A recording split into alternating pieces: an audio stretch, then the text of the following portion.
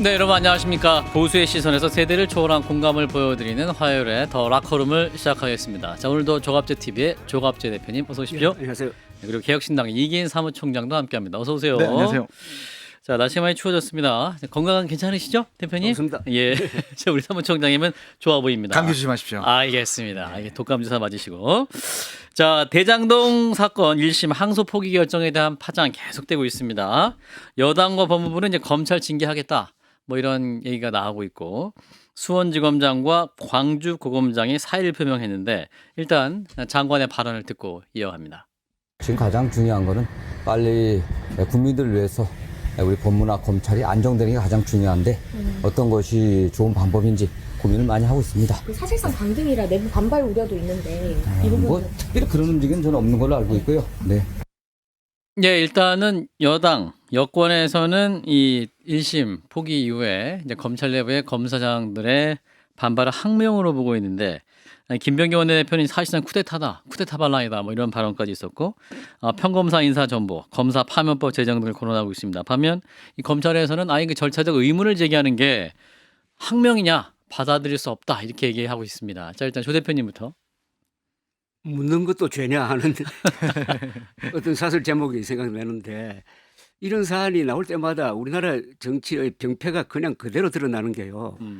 이 사법의 정치화, 이건 지금 사법의 정치화도 되고 정치의 사법화도 되는데, 예. 여기에 뭐 처벌한다든지 고소고발도 그렇고, 그다음에 법을 새로 만들어 가지고 뭐 파면할 수 있도록 한다든지 하는 게, 이게 전부 다 정치의 문제를 사법화해 가지고 우리 국민들이, 안 그래도 이게 형사 체질이 좀 있거든요. 우리나라 국민들이. 예. 이 서로 말다툼 하다가도 저놈 잡아 넣을까 뭐 이런 말이 예사로 나오는 나라가 한국이라고. 그리고 특히 검사, 판사, 변호사 출신들이 정치를 많이 하니까 예. 이건 정치적으로 풀어야 돼요. 이 문제는. 그래서 이것은 토론으로 해야 됩니다. 토론. 곳곳에서 이 토론이 벌어져야 돼요. 뭐 한동훈 지금 전 대표가 열심히 지금 토론하자고 결투 신청을 해놨던데. 결투 신청하는데 안 받아줘요. 그럼 저걸 받아야죠. 받고 또 당 대표끼리 토론하고 예. 해가지고 온 나라가 이걸 가지고 토론하는 분위기로 가야 됩니다. 그럼 토론을 하다가 보면은 거기서 국민들에 대한 어떤 설득도 되고 국민들도 이해가 돼요. 예. 그러면 여론의 방향이 결정될 거라고요. 예.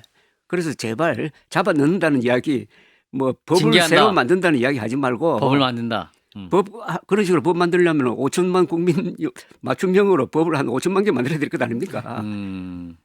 예. 이기인 사무총장. 맞는 말씀이신 것 같고요. 이준석 대표가 국민의힘 대표일 때 첨예하게 대립했었지만 송영길 대표와 그래도 토론은 항상 했었거든요. 뭐 예. KBS, SBS. 예, SBS라든지 항상 이슈가 있을 때마다 토론으로 이 사안들을 풀어가려고 했었었는데 지금 여야 대표의 어떤 이런 모습들을 보면 무조건 잡아넣겠다라는 게 이렇게 여의도 어떤 뭐 원칙과 정론으로 좀 자리 잡혀보고 있는 것 같아가지고 예. 좀 아쉽다는 생각이 좀 들고요. 일단은 뭐 항명이라고 규정을 하지만 명령을 한 사람이 없는데 어떻게 항명일 수 있겠느냐라는 좀 반문이 듭니다. 이 검찰 내부의 이프로스 게시판에 쓴 글들 20개 정도를 제가 다 봤는데 거기에는 이재명이라는 세 글자도 없고 그 다른 정치인들을 거론한 게시글들이 하나도 없어요. 그러니까 검찰총장 대행이 항소 포기에 이르는 과정에서 어떤 법리와 어떤 결정 판단이 있었느냐를 묻는 일반적인 수사팀과 어떤 공판팀 검사들이 할 만한 질문들을 단지 게시글로 적었을 뿐인데 이걸 쿠데타라고 표현하는 것은 오히려 정치적으로 이들을 그냥 찍어 누르겠다라는 인상으로 좀 받아들여져가지고 예. 좀 과하다는 생각이 전 먼저 들고요. 무엇보다 지금 항명으로 규정된 그 지검장들이 모두 다 지난 7월 달에 정성호 법무부 장관이 직접 임명했었던 지검장들이거든요. 그러니까 이 정권에서 임명했었던 검사들이 단체로 지금 항명 성명서를 내고 항소 포기가 부당하다라고 지금 목소리를 내고 있는데 이런 점 되게 의미 있게 저희가 봐야 될 것 같습니다. 예. 자, 그런데 이제 법무부나 이제 민주당이 주장하는 것은 대장동 이제 1심 재판 중에서 이제 문제라고 보는 것은 이제 검사들이 수사 잘못한 부분이 있다. 이를테면 1차 수사팀은 수사 제대로 했었고, 그래서 그 수사의 내용이 1심에 제대로 받아들여졌는데, 이제 한동훈 전 장관 때 임명됐던 엄희준, 강백신 검사가 지휘했던 2차 수사팀의 내용은 이제 법원에서 받아들여지지 않은 부분이 많다. 그래서 2차 수사팀은 윤석열 정부가 들어선 이후에 이재명 당시 당대표를 잡기 위해서 뭔가 무리한 수사를 했고 심지어 지금까지 보여지는 것은 녹취록, 그러니까 정영학 녹취록에도 조작된 부분이 발견되는 점 등을 봤을 때 이게 정의냐 뭐 이런 주장이거든요. 이 부분 어떻게 보십니까, 조 대표님? 그러니까 항소를 해야 되는 거 아닙니까? 그러니까 항소해서 다투 보면은 시비가 가려질 거라고 생각을 하고 이 문제에 대해서는 정성호 법무장관이 총론적으로 수사도 잘 되었고 재판도 잘 되었다라고 이야기를 했잖아요. 예, 그렇죠. 그리고 지금 뭐 1차 수사팀과 2차 수사팀을 구별해 가지고 이야기하는 것은 최근에 한동훈 전 대표가 그 문제를 막 하니까 그걸 가지고 자꾸 이제 반박하는 과정에서 그런 이야기 자꾸 나오는데 예. 그렇다면은 1심 선고 나고 나서 그런 이야기를 했어야지. 그래서 이게 논리에서 큰 뭔가 미스스텝이라고 그럴까요? 그게 꼬여가지고 지금 저쪽에서 대응하는 게 잘 안 맞는 것 같아요. 그건 한동훈 전 대표가 너무 빨리 나가니까 그게 쫓아가다가 보니까 예. 자신들이 새로운 논리를 개발하지 못했고 그다음에 이 검사를 타겟으로 하는 것은 중대한 문제인데 헌법 7조가 이렇거든요. 1조는 공무원은 국민 전체에 대한 봉사자이며 국민에 대해 책임을 진다고 되어 있지. 예. 뭐 민주당에 대해서 책임지는 것도 아니고 야당에 대해서 책임지는 그건 것도 아니고 당연하죠. 예. 대통령에 대해서 책임진다는 말도 없다고 여기는. 예, 예. 그다음에 그러니까 공무원의 신분과 정치적 중립성은 법률이 정하는 바에 의해 보장된다. 특히 검사는 판사와 비슷한 준사법 기관이므로 통상적인 것과 달리 탄핵을 통해서 뭐 면직한다는 이런 식으로 보호하고 있는 것 아닙니까? 예. 그러니까 헌법의 근본을 사소한 걸로 해가지고 무너뜨리려고 하는 거고 그게 쿠데타라는 이야기가 또 왜 나옵니까? 예. 저는 그 민주당 의원들이 검사를 악역으로 하는 느와르 영화를 좀 그만 보셨으면 좋겠다는 생각이 들어요. 1, 2차 수사팀을 이렇게 구분해서 얘기한다는 것 자체가 말이 안 되는 게 처음에 대장동 일당들의 1심 선고가 나오고 나서 민주당 의원들이 뭐라고 했냐면 드디어 이재명 대통령과의 연관성이 없다라는 것이 밝혀졌다. 굉장히 좀 환영하는 듯한 인상의 어떤 메시지를 냈거든요. 이재명은 무죄다. 이재명은 무죄다. 대장동 일당들 뭐 성남시 수뇌부라는 말은 적혀 있었지만 연관성이 없다라고 이야기를 했었어요.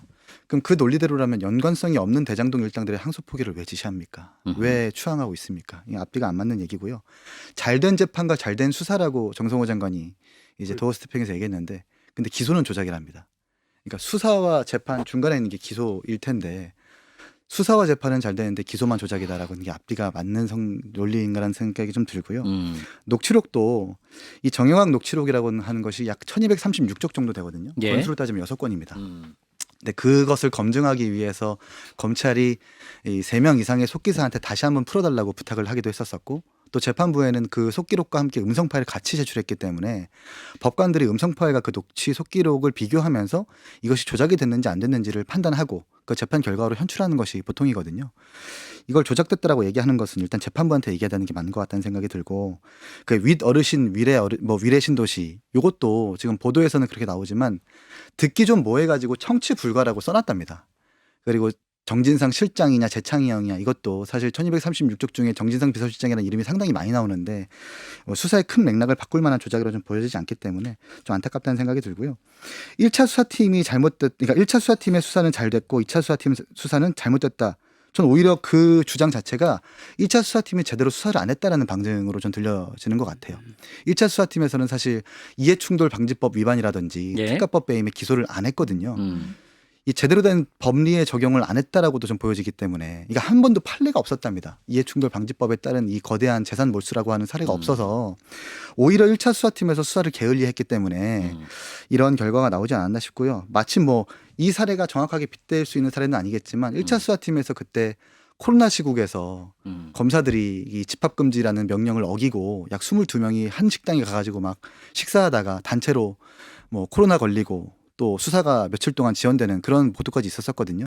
이런 점을 미뤄봤을 때 1, 2차 수사팀을 굳이 구분해가지고 판단하는 것은 좀 무리가 있다는 말씀드리고 싶습니다. 자, 핵심은 이제 그 대장동 일당들이 각 받게 되는 이제 그 돈이죠. 그래서 이제 정성호 장관이 2천억 정도는 이미 몰수 보존이 돼 있고 7천억 원을 갖다가 받지 못하게 만들었다. 이게 전혀 사실과 다르다라고 또 얘기하고 있습니다. 일단 한동훈 전 장관 같은 경우는 7,800억 정도 못 받게 됐다. 이제 끝났다. 이제 대장동 일당들 만수르가 됐다. 이렇게 얘기를 하는데 이제 정성호 장관 얘기는 대장동 사건의 피해자는 이 국가가 아니라 성남시청이기 때문에 피해자가 민사를 통해 피해 금액을 회복할 수 있다. 그리고 남욱이 검찰에 묶어놓은 재산을 가져가겠다라고 하고 또 실제로 300억에 매입한 역삼동 땅을 500억에 내놓은 상태이기 때문에 이걸 또 이제 국민들이 보기에는 이거 뭐냐 뭐 이렇게 이제 해서 국가배상 청구 얘기도 나오고 있는데 이 부분 어떻게 보시는지 조 대표님. 이게 저 돈과 관련된 민사 소송이라서 굉장히 이게 복잡할 겁니다. 예, 그렇죠? 그러니까 이걸 가지고 토론을 해야 된다는 거죠. 이런 거 가지고 예컨대 정승호 장관하고 한동훈 전 장관이 토론하면은 아주 좋은 이 저 법률 공부가 될 거예요. 그러나 지금까지 드러난 걸로 봐서는 일단 1심 선고문이 검찰에서 요구한 한 7천억 정도를 거의 20분의 1을 깎아가지고 400여 원만 인정해 준 거지 않습니까? 예. 그런데 이게 확정돼 버렸잖아요. 그죠? 요 부분은 확정됐단 말입니다. 예. 추징금 요 부분이 확정됐는데 그 판결문에 보면은 검찰이 추징을 요구한 게 정당하다고 했어요. 이 민사소송이 지금 제대로 진행되지 않으니까 예. 피해자를 위해서 추징을 하는 거는 맞다. 그건 법리상 이제 쟁점이 없어요. 다만 그 액수를 7천억으로 하느냐 400억으로 하느냐에 대해서는 법원의 판단은 검찰과 달랐던 겁니다. 예. 그러니까 이거는 민사소송으로 해야지 조국 법무장관이 그건 전 법무장관이 실수한 것 같은데 이것은 민사소송 대상이다라고 발언을 한 것은 법리상 안 맞는 것으로 지금 보입니다. 그런데 요 사안이 이번 이 사태의 핵심인데 이상하게도 이 선고가 나왔을 때 한 일주일 동안 기사로서 이 추징금 문제를 다룬 언론이 없었어요. 자세하게 이게 문제인데 그런데 한동훈 전 대표가 아주 그 예민한 부분을 집중적으로 지금 부각시키는 바람에 이게 이 사건의 본질처럼 되어버리고 말았습니다. 그 뭐 배임죄 문제라든지 뇌물죄 이런 데 무죄 난 것보다는 이게 더 크고 이게 국민들에 대한 어떤 분노의 원천이 됐거든요. 그러니까 여론 구조도 막 바뀌고 했으니까 이 사안에 대해서는 정말 토론을 해가지고 정교하게 할 필요가 있고 제가 지금 인상적으로는 검찰에서 추징을 요구한 7천억은 아마 최대치일 거라고. 최대치인데 법원이 인정하는 400억은 또 너무 작단 말입니다. 그 중간에 어떤 그 뭐가 좀 진실이 있는 건지도 모르겠어요. 그래서 이제 토론을 하자는 겁니다. 그러니까 7,800억이라고 이제 검찰은 그렇게 이제 주장을 한 것이고, 근데 이제 법원이 봤더니 부패한 재산은 약 한 1,120억 정도 된다. 그렇죠. 아, 그런데 그 중에서 이제 이 1심 형사재판으로 추징할 수 있는 것은 뇌물에 해당하는 약 470억 정도다. 이렇게 얘기한 거고, 나머지 이제 금액은 이제 민사로도 풀 수 있는 것이다. 그래서 이제 민주당 쪽에서 주장하는 것은 이 7,800억이라는 것도 출처불명이다. 검찰이 7,800억이라고 하면 다 7,800억이냐. 그러면 거기 안에는 이제 어떠한 결과를 알 수 없는 사업으로 인해서 벌어들인 수익도 있는 부분이 있지만 그거 자체가 다 그냥 갑자기 이제 부동산 올라와서 번 돈 자체가 다 범죄 수익이다 그러면 이 세상에 이건 범죄 수익 그러니까 다 말할 수 있는 거 너무 많지 않냐 또 이런 주장이거든요. 이긴삼 부총장. 그러니까 이제 원래는 이게 구조를 어떻게 설명드릴지 모르겠는데 택지를 분양해서 얻은 이익은 5,600억 정도 되고요. 투자해가지고 받은 그 지분에 따른 배당 이익이 있지 않습니까? 그게 한 3,600억 정도 됩니다. 그래서 한 9,500억 정도가 대장동 일당들이 가져갔는데 이제 거기서 이제 성남시가 캡을 씌워가지고 가져간 현금이 1,800억 정도 돼서 추산해 보니까 7,800억이라는 거예요. 그래서 나오는 금액이고요. 이 형사와 민사의 구분은 워낙 잘 아실 거라서 굳이 말씀드리기 좀 뭐하지만 형사는 국가가 나서가지고 도둑한테 재산을 뺏는 거고요. 민사는 피해자가 도둑한테 쫓아가가지고 돈 내놓으라고 징징거리는 거기 때문에 권위와 강제력의 차이에서 엄청난 급 차이가 있습니다. 국가와 이 검찰 수사기관이 수사권을 가지고 돈을 뺏는 것과 성남시라고 하는 일개 지자체, 일개 지방공사가 민사로서 대응하는 것은 하늘과 땅 차이이기 때문에 그걸 민주당이 모를 리가 없거든요. 근데 이제 다만 항소포기를 정당화하려다 보니까 좀 무리한 논리를 좀 펼치고 있는 것 같은데 좀 말이 안 되는 말씀을 하고 있다라고 말씀드리고 싶습니다. 자, 일단 그리고 남욱 변호사가 이분이 이제 1심에서 징역 4년을 받았잖아요. 근데 이분이 1,000억, 1,100억인가 벌었는데 이분이 이제 추징금이 없단 말이죠. 그래서 이 부분 많이 공격받고 있는데 지금 이제 뉴스타파 보도를 보면 2022년부터 남욱에 대해서 예금보험공사 가압류가 들어간 돈이 지금 3,000억이 넘는답니다.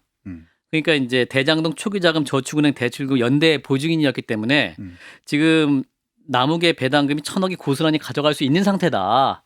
그러니까 이제 원금이 383억 원이 그동안 이자가 2,349억이기 때문에 예보가 확보할 수 있는 게 거의 3,000억 가까이 된다라는 주장이거든요. 그래서 이 부분은 어떻게 봐야 될지. 그게 이제 예금보험에서 음. 종잣돈이 됐었던 그 저축은에서의 대출 금액과 대장동 초기에. 예. 별개로 예. 배당 이익과 택지 분양 배당 이익으로 가져갔었던 그 이익은 사실 부패 재산이 맞거든요. 예. 요 사태의 핵심이라고 하는 건 사실 초과 이익 환수 조항을 대장동 일당들이 돈을 오고 가면서 뺐기 때문에 성남시가 원래는 가져가야 될 돈을 배임으로 저들이 가져가게끔 만든 거거든요. 그 초과 이익 환수 조항이라고 하는 것이 이제 4개의 사업 협약서 안 중에 이 두 번째 안에 잠깐 생겼다가 세 번째 안에서 없어지고 네 번째 안에서 확정이 되는 건데 예. 그 조항을 보면 1,800억 이상의 어떤 이익들은 전부 다 대장동 일당들이 가져가게끔 만들었고 심지어 어떤 조항까지 더 추가로 있냐면 평당 1,400만 원 이상의 분양가가 형성됐을 때는 예.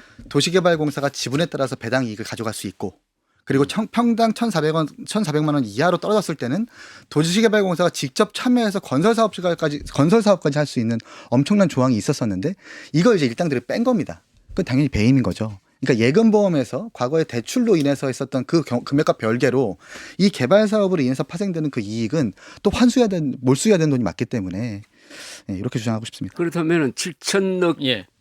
추징을 해야 된다는 거 7천억이라는 숫자가 너무나 부풀려졌다고는 볼 수 없겠네.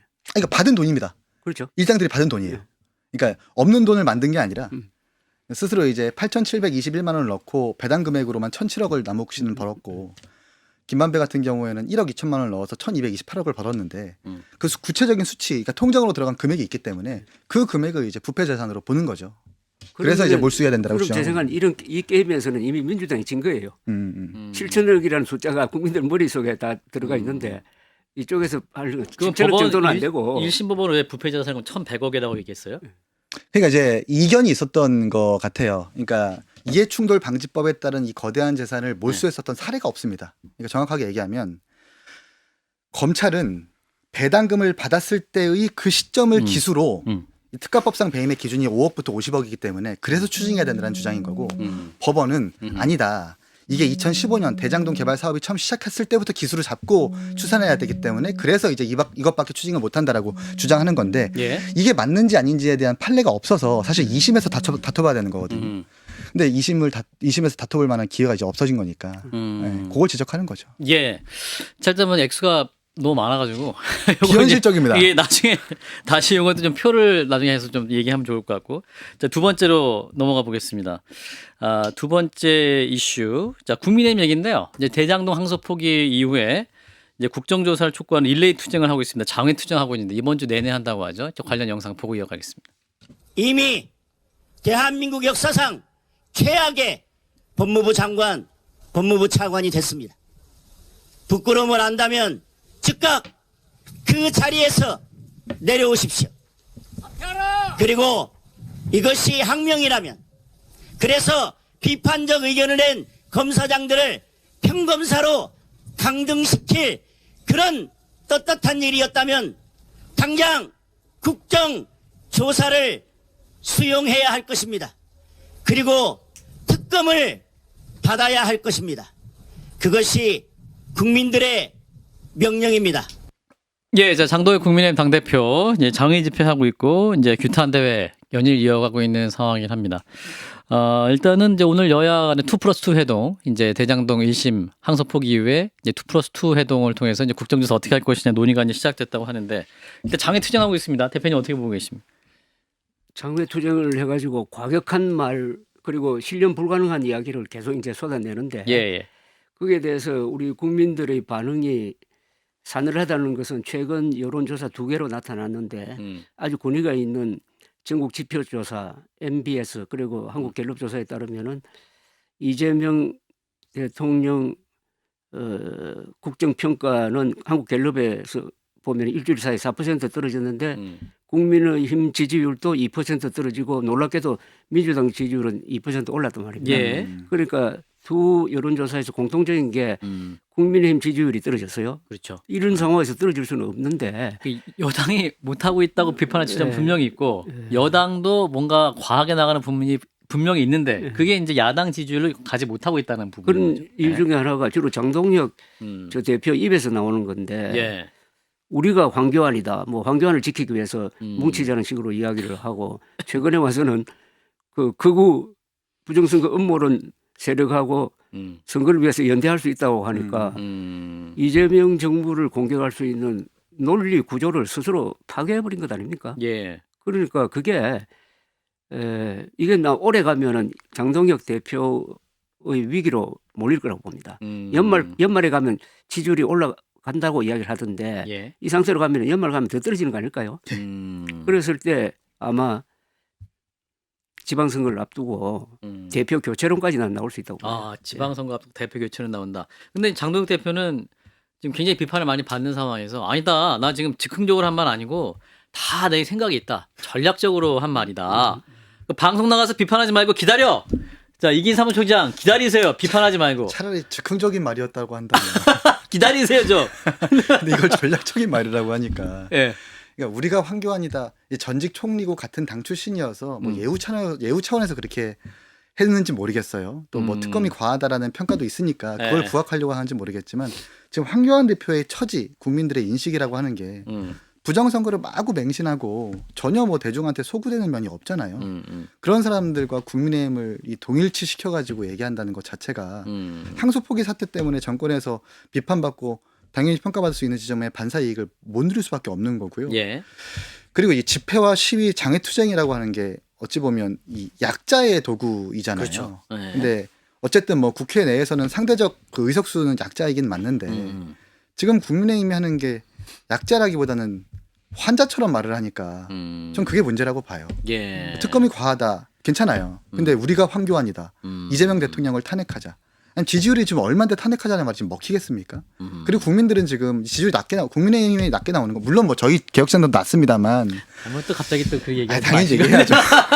국민의힘한테 지금 묻고 있는 건 개헌 국면에서 너희들이 잘했느냐 네. 묻고 있는 거거든요. 네. 너희들은 충분하게 반성을 했느냐 남을 지적할 만한 명분과 지위가 됐느냐라고 물어보고 있는데 아무런 문제가 없는 사람처럼 저렇게 굴고 당장 대통령한테 탄핵하자라고 얘기하면 그게 대중에게 먹히겠냐는 거죠. 예. 아까 이제 조 대표님 말씀하셨는데 이제 고영주 대표의 자유민주당, 조원진 대표의 우리공화당, 구주화 변호사의 자유통일당, 황교안 대표의 자유화혁신 내년 지방선거를 앞두고 연대할 수 있냐? 이제 유튜브 진행자의 질문에 대해서 우파들은 연대할 수 있어야 된다. 이재명 독재를 막기 위해서 연대할 수 있어야 된다. 이렇게 이제 발언을 하면서 이제 그 부분이 비판점이 되는데 장동혁 대표가 이 부분을 모르지 않을 것 같은데 왜 자꾸 이런 말씀을 하시는 것인지 당내 지지 기반이 그만큼 약한 것이냐? 약하다는 약해가지고 그럼 약하면은 중도로 가야 되는데 예. 중도로 간다는 게 사실상 한동훈 노선으로 간다는 이야기예요. 네네. 중도로 간다는 게. 그런데 그 아까 군소정당 중에서 고영주 변호사가 이끄는 자유민주당은 그 저 부정선거 음모론을 믿는 조직은 아니에요. 예. 그 다른 정당은 예. 거의 공통점이 부정선거와 친하든지 뭐 비호하는 예. 이쪽이니까 그거는 극우화를 넘어서 컬트화로 가는 건데 지금 말이죠. 이게 참 비참한 이 여론 구조가 하나 있는데요. 이른바 진보층의 부정선거 음모론 믿느냐고 물으면 5%만 믿는다 그래요. 보수층은 50%가 믿는다는 통계가 있습니다.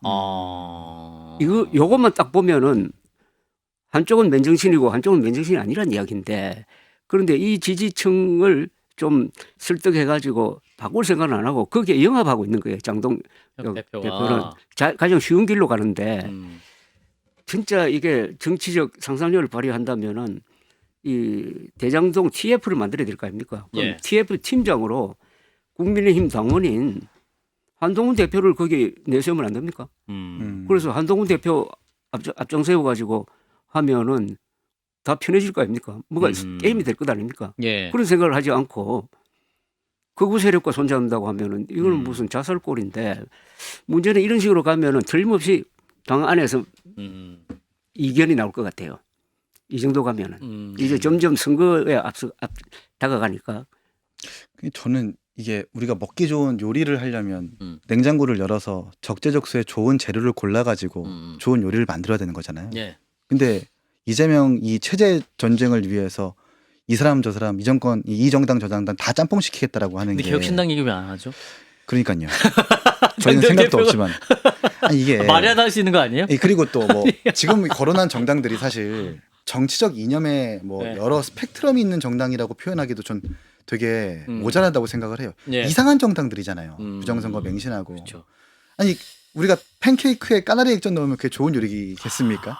그냥 막 재료를 이것저것 갖다 붙이면 그게 그냥 잡탕이 되는 거지 좋은 요리가 되는 건 아니잖아요. 그리고 저는 뭐 우파를 시키겠다라고 하는데 그러면 이재명 정권에 반대하는 좌파는요?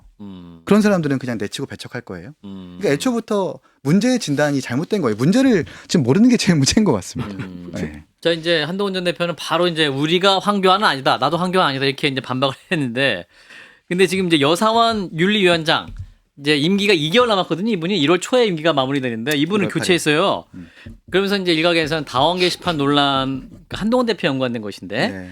이제 징계 절차에 나서려는 수순이다라는 예측이 나오는 상황이고 실제로 또 신동욱 이분은 수석 최고위원인데 네. 이분이 언론 인터뷰에서도 이 문제를 다루고 가는 게 한동훈 대표에게도 좋다 뭐 이렇게 말씀을 해가지고 뭔가 이게 이제 스물스물하게 뭔가 이게 지금 건드리려고 하는 것 같아요. 조 대표님 어떻게 보세요? 이 저 황천항해란 말이 있거든요. 황천항. 태풍 속으로 들어가는 항해를 황천항해라고 그럽니다. 아 황천 지금 항해. 황천항해를 하고 있는데 황천행을 하고 있군요. 황천항해. 아, 항해. 예. 황천항해를 하고 황천길 있는데 말고 황천길 말고 황천항해. 배에다가 구멍 내겠다는 이야기 아닙니까 지금? 배에다 구멍 내겠다. 지금 제일 앞장서고 있는 한동훈 전 대표의 활약으로 예. 놀라운 여론 구조가 하나 만들어졌어요. 대장동 항소 폭이 잘 된 거냐 못 된 거냐 물었더니 한국 갤럽 조사입니다. 48대 48이 잘못됐다. 그렇죠. 29가 잘 됐다 했어요. 근데 이런 종류는 거의 다 진영 논리로 갈리잖아요. 예. 그렇죠. 그럼 50대 50 이렇게 나오는데 이 사안만은 일주일 만에 48대 29가 된 거예요. 맞아요. 48대 29로 만든 여러 사람이 있지만은 특히 한 사람을 꼽으라면은 한동훈 전 대표인데 예. 아니 한동훈 전 대표를 뭘 어떻게 한다 하는 쪽으로 움직인다면은 이건 저는 전략도 없고 뭐 도무지 모르겠어요. 그러니까 저는 지금 한동훈 전 대표는 국민의힘에서 탈당 안 하려고 그러잖아요. 그렇죠. 그러니까 탈영 안 하려고 그러잖아요. 예. 누구처럼 탈영 안 하려고 그러면서 이 국민의힘을 지키려고. 안에서 쇄신하려고 상당히 지금 당인으로서의 윤리를 지키고 있습니다. 예. 예. 그런데 국민의힘은 고맙다는 생각도 하나도 안 하고 고맙다 이전에 지금 딱 필요한 게 한동훈 전 대표와 손을 잡고 한동훈 전 대표를 전면에 내세워 가지고 이 진행되는 게임을 근사하게 만들어 가지고 국민의힘 지지율도 같이 높여보자 하는 전략적 마인드가 전혀 없다는 이야기고 이 기회에 한동훈 끌어내리자 뭐 그게 뭐 사실인지 아닌지 모르겠지만은 하여튼 완전 그렇게 좀 되면 이상합니다. 황천 항해가 될 것이다. 원래 계획된 수순이었던 것 같아요. 한동훈 대표의 아. 단계 심판 감사를 하겠다는 건 장동혁 대표의 공약이기도 했으니까요. 그래서 어쨌든 여상원 위원장이 지난번 김종혁 최고의 징계를 되게 수위가 낮게 했잖아요. 예, 예. 이 낌새를 알고 어쨌든 빨리 정해진 임기도 안 지키고 빨리 교체를 해서 한동훈 당대표에 대한 전 당대표에 대한 당원 게시판 감사해가지고 축출하겠다는 목적인 것 같은데 네. 근데 고민이 커질 수밖에 없는 게 이제 하드캐리라고 하잖아요. 하드캐리. 최근에 한동훈 대표가 항소 포기 사건에서 사실 하드캐리 하고 있는 것 아닙니까? 각종 공론화하고 그렇죠. 여권 SNS와 방송에 나와가지고. 그렇죠. 뭐 항소 포기 관련해서 SNS에 143건을 올렸다고 하는데 그만큼 되게 열정적으로 열의적으로 하고 있습니다. 지금 국민의힘이 한동훈 대표한테 고마워야 되는 그렇지. 입장이거든요. 이제 한동훈 대표를 제가 좋게 평가하는 게 아닙니다. 한동훈 대표가 지금 객관적으로. 기존의 국민의힘 방식으로 예. 촌스럽고 과격하지 않게 토론으로서 계속 이렇게 이 논리를 압도하면서 음. 전국을 끌어가고 있는 마당에 갑자기 여상원 위원장 끌어내리고 다른 위원장 임명시켜가지고 단계 심판 감사해서 축출한다? 이게 지방선거에서는 어떤 영향이 있을지 잘 근데 모르겠어요. 장해찬 전 최고위원은 굉장히 좋아하시던 것 같은데요. 그러니까요. 자주 만나시잖아요. 자주 만납니다. 예, 이분은 아주 좋아합니다. 그러니까 예. 그러니까 여상원 윤리위원장이 교체되는 걸 아주 좋아하는 거죠. 네, 매우 좋아해요. 예. 근데 물론 그러면서 뭐 한동훈 대표 때도 윤리위원장 정해진 임기 다 안 거치고 안 지키고 이상한 거 아니다. 다른 위원장을 뭐 또 임명했다 그런 아. 전례가 있더라고 이렇게 뭐 반박을 하기도 하는데 어쨌든 누가 봐도 한동훈 대표에 대한 불리한 인사 조치인 건 맞잖아요. 여상원 위원장 끌어내리고 다른 위원장 임명한다라는 것은. 예. 근데 지금 한동훈 대표가 너무 좀 공간을 크게 항소포기 이슈에서 끌어가고 있기 때문에 그냥 쉽게 단계 심판 감사에서 끌어내리기는 쉽지는 않을 겁니다. 그런데 한동훈 대표의 활약이 장동혁 국민의힘 지도부에는 불리하지. 그렇죠. 예. 그게 바로 지지율 떨어진 이유가 한동훈이 너무 잘 나가는데 그게 당과 연결 안 되니까 그렇게 된 거고. 저는 한동훈 전 대표의 최근의 활약이 예. 우리나라 지성사에서도 한 획을 끌 만한 겁니다. 뭐냐? 아, 지성사요? 지금 토론을 하자고 그러잖아요. 그죠? 예. 토론은 원래 좌파가 잘한다. 됐는데 이준석 대표도 잘했는데. 한동훈 전 예. 대표가 토론하자고 결투 신청을 하니까 전부 다 빼고 있습니다. 그거 잘 나가는 조국 대표도. 추미애, 이런 사람들이 그런 이런 적이 없다고 보수가 헤게모니 토론의 헤게모니를 잡은 적이 없어요 지금까지. 그러니까 새로운 형태의 정치인이고 새로운 형태의 이 전사인데 그런 사람을 아껴야지. 요런 기회를 노려가지고 깎아내리자고 하면은 그런 정당이 표를 얻을 수 있느냐 이거죠. 아하. 사실 대장동 이슈가 되게 네. 일반 국민들한테 되게 필요한 이슈였거든요. 아하. 워낙 정쟁화되어 있었고 그렇죠. 예. 정치 공세화 이슈가 되어버렸기 때문에 한쪽에서는 막 윤석열 대통령이 몸통이라고 하고 한쪽에서 이재명 시장이 문제라고 하니까 되게 필요한 사건인데 이번에 이제 돈 문제가 막 부각되니까 사람들이 민감하게 반응한 건데 그걸 잘 이제 이슈를 부각시킨 게 한동훈 대표의 역할이었다고 좀 보거든요. 예. 근데 여기서 단계 시판 감사해가지고 축출한다는 게 그냥 잘하고 있는 사람 내 다리 자르겠다라는 저는 의미로밖에 안 받아들여져서 예. 국민의힘이 그런 선택을 안 하셨으면 좋겠는데 네, 과거의 어떤 이준석 대표는 한동훈 전 대표가 요즘 이렇게 열심히 하는 거에 대해서 어떻게 평가하세요? 그냥 잘 보고 있습니다. 이게 워낙 그 국민의힘이 왜 아무 윤리위를 말도 안 하세요? 예, 그냥 그러니까 뭐 딱히 비판 안 한다라는 것은 네네. 어느 정도 이렇게 평가하고 인정한다라는 건 아닐까라는 생각이 들고 국민의힘에서 항상 윤리위를 전가의 보도처럼 이 상대 누군가를 축출하기 위해서 썼던 그런 기구로 쓰여지기도 했잖아요. 예. 이번도 그런다? 저는 지방선거 대패할 것 같은 그런 포석들을 스스로 까는 거다 지금. 그렇군요. 예. 자, 이렇게 해서 세 번째 이슈로 한번 넘어가 보겠습니다. 자, 서울시 얘기입니다. 지금 이제 여당에서는 서울시가 추진하고 있는 각종 사업에 제동을 걸고 있죠. 일각에서 내년 지방선거를 앞두고 이제 오세훈 때리기에 나선 것이 아니냐라는 해석도 나오는데 선대에 나선 것이 김민석 국무총리입니다. 이분이 이제 한강 버스 또 종묘의 그 세운 사구역인가요? 예. 이제 개발 문제, 그 광화문에 이제 감사의 정원이죠.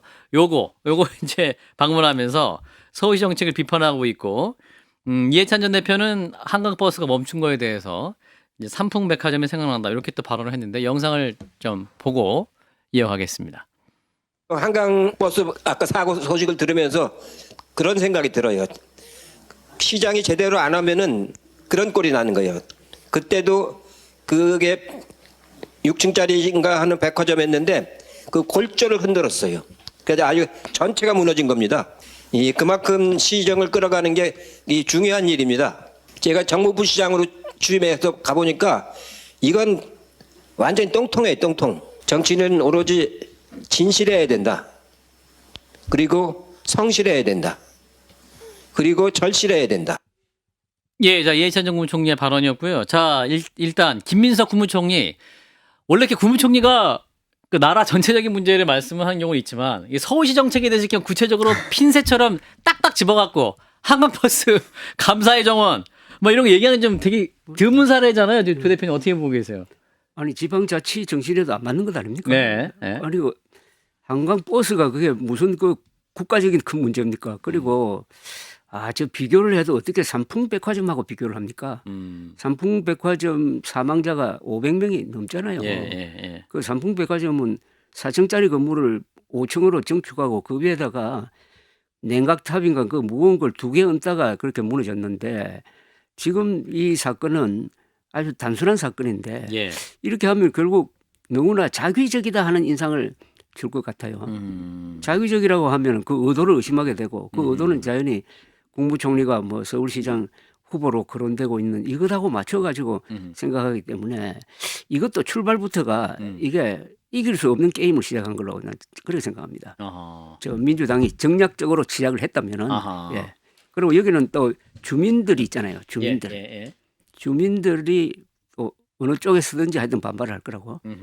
그래서 저는 지방 자치의 범위와 중앙정부가 관여할 수 있는 범위를 이번 기회에 한번 토론하려고 해가지고 그거 한번 정할 필요가 있다는 생각이 들어요. 토론이 중요하다는 그러니까 말씀인데. 이런 건 토론해야 돼요. 예.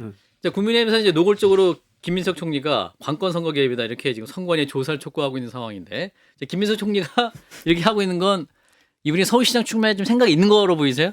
아니, 본인은 또 안 나간다고 안 나간다고 하니까요. 얘기하는데. 근데 지금 지지율도 잘 안 나오고 있는 상황이라서 네.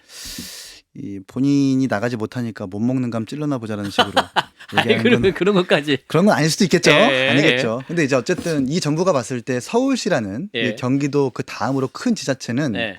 이 정권과 발맞춰 가지고 꼭 필요한 단체자라 단체 지방자치단체라고 아마 여길 거예요. 어쨌든 중앙 정부에서 정책을 발현하면 그게 지자체의 집행으로 발현되는 것이기 때문에 그래서 아마 김민석 총리가 출마하지 않는다 하더라도 다음 지방선거에서 꼭 서울시를 탈환하겠다라는 생각이 있는 것 같습니다. 그래서 총리가 좀 서울시에 집중해가지고 오세훈 시장이 있던 이런 역점 사업들에 대해서 공격을 하고 있는 것 같은데요. 예. 너무 좀 서울시만 살피지 않았으면 좋겠습니다. 다른 지자체도 좀 되게 심각한 상황도 많고 경제적으로 어려운데 예. 좀 정치적으로 오해를 살 수 있는 행동들, 이 움직임이라고 보기 때문에 예. 좀 균형 있게 총리께서 하셨으면 좋겠다는 말씀 드리고 싶습니다. 저는 이 시작이 종묘에서 시작했는데 예, 예. 저는 여기에 대한 생각이 좀 하나 있어요.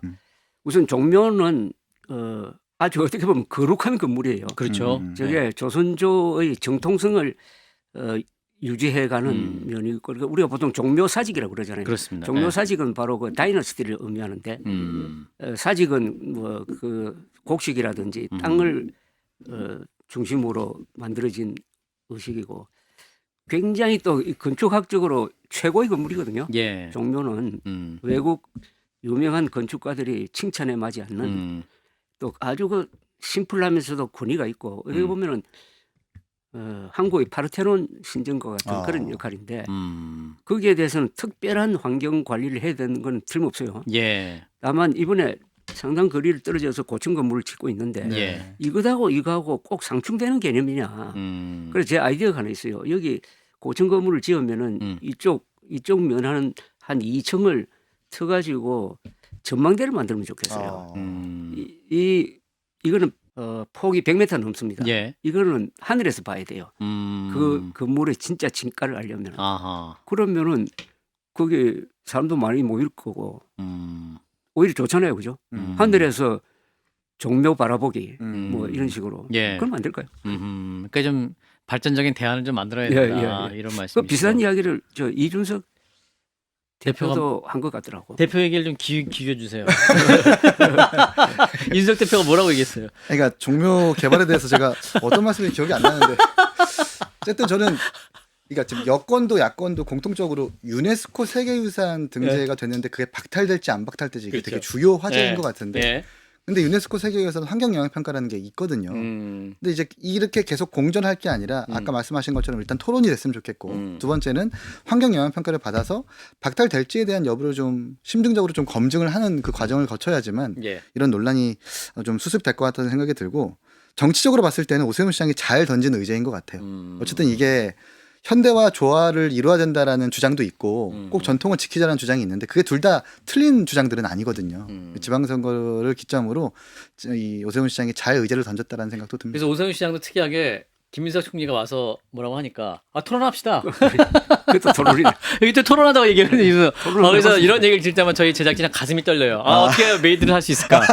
그래서 막 양쪽에 연락해서 저희랑 하시더라고요. 막 요즘 한판 승부가 예, 각종 가슴이 이슈를 떨리는데. 다 그래서 가져갑니다. 근데 종묘는요 보는 관점을 바꿀 필요가 있어요. 종묘에서 바라보니까 막는다 이거 아닙니까? 그죠? 그렇죠, 그렇죠. 예. 그러면은 다른 데서 종묘를 바라보는 그 시각도 중요하다고 봅니다. 예. 다른 데서 오히려 종묘를 더 조망할 수 있는 그렇죠. 거를 만들어 그래 보자. 종묘의 가치를 제대로 알 수가 있다. 뷰 포인트. 그러네요. 뷰 포인트. 이야.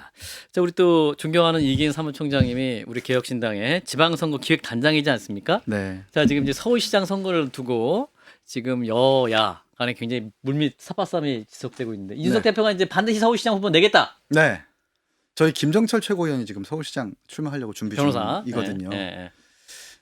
물론 뭐 오세훈 시장이나 다른 여권 후보들에 비해서 인지도는 딸리죠. 근데 오세훈 시장도 지금 거론되는 여권 후보들도 그 언젠가는 항상 무명의 후보들이지 않았겠습니까? 예, 예. 저희가 바라보는 김정철 후보는 아니지만 최고는 경쟁력 있는 사람이라고 생각하기 때문에 서울시장에서 당선 그리고 의미 있는 성과를 꼭 내기 위해서 최선을 다할 거다라는 말씀을 드립니다. 예. 그 외에 또 개혁신당만의 또 지방선거를 어떻게 치르겠다, 지나가겠다. 네, 아, 어쨌든 어떤 제가 계획이 있으신지. 총괄기획단장을 맡게 돼서 예. 이제 기획단 꾸려져가지고 아. 이 선거에 대한 기조를 좀 만들고 있는데 인재 영입도 해야겠네요. 그러니까 저는 그 인재 영입이 그게 허상인 것 같아요. 별로. 그러니까 내부에서 좋은 인재를 찾아서 인재는 인재가 될 수도 있다. 아 그렇죠. 인재는 그러니까 새로운 것만 찾기보다는 아. 기존의 것을 새롭게 보는 것도 되게 중요한 것 같습니다. 네, 특히 인재 영입이 꼭 이렇게 성공할 거라는 어떤 성공한 보장이 영입이 없기 되는 경우가 때문에, 별로 없기 때문에. 기존의 당원들이나 당 내부에서 열심히 활동하는 사람들을 잘 발굴해가지고 출마시키는 것도 중요하다고 생각을 하고요. 알겠습니다. 3인 선거구제부터 시작해가지고 기초, 광역 그리고 단체장까지 의미 있는 성과를 낼 수 있도록 하겠습니다. 자, 우리 조 대표님이 한동훈 대표에게 말씀 많이 하시지만 이준석 대표를 위해서 또 지방선거를 앞두고 조언을 하시면 어떤 말씀 주실까요? 내년 지방선거는 이렇게 판을 크게 보면은 극좌와 극우가 막 맹렬하게 활동을 예. 해가지고 이게 좌우 구도로 갈 가능성도 있고요. 아, 그렇군요. 그러면은 민주당이 불리해질 거예요. 예. 좌우 구도로 가면은 이게 보수층도 적어도 한 45%는 갖고 있으니까 그러지 않고 실용 중심으로 말하자면 뭐 한미 관세 협상이라든지 이런 게 주제가 된다든지 예. 하면은 여당이 유리해질 거라는 생각이 드는데 한국 정치판이 이 극좌 극우를 대표하는 사람이 현재는 극좌는 정청래 대표 아닐까요? 예. 극우는 장동혁 대표예요. 근데 이 중간이 크거든. 예. 중간. 중원을 공격하라. 이준석이죠. 여기서 요 부분에서 역시 개혁신당이 놓을 수 있는 공간이 생기고 또 만들어져야 됩니다. 만들어야 되는 거 아닙니까? 예. 훌륭한 축구 선수는 공간을 창출하는 거죠, 그죠? 그럼요. 예. 네, 개혁신당이 물론 지금은 지지율이 낮지만 예. 단장님이 우리 앞으로 조 대표님의 조언을 많이 받으셔가지고 열심히 잘 듣겠습니다. 예, 공간을 많이 만드시길 바라면서 오늘 시간 여기서 마치도록 하겠습니다. 조 대표님, 이긴 총장님, 고맙습니다. 감사합니다.